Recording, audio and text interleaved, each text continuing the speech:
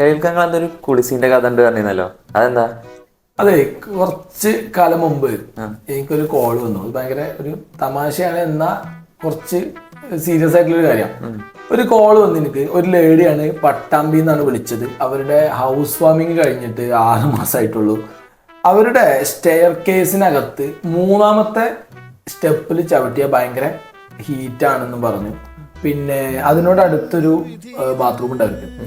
അതിൽ ഷവർ ഇട്ടാൽ എന്ത് ചെയ്യും, വെള്ളം വരുമ്പോൾ ഒരു തരിപ്പ് അനുഭവപ്പെടുന്നെന്ന് പറഞ്ഞു. അപ്പോൾ ഞാൻ അവരോട് പറഞ്ഞു, പിന്നെ നിങ്ങൾ അതിനകത്ത് കുളിച്ചോന്ന് ചോദിച്ചു. അപ്പൊ അവര് പറഞ്ഞു ഇല്ല. അതായത് നന്നായി, ഇനി അതിൽ കുളിക്കാനാണ് പരിപാടി എന്നുണ്ടെങ്കിൽ ചിലപ്പോൾ അടുത്ത തവണങ്ങളെ വേറെ ആരെങ്കിലും കുളിപ്പിക്കുന്നതാണ്. അതാണ് കുളിസി. ലീക്കേജ് കറണ്ടിന്റെ ഒരു പ്രശ്നമാണത്.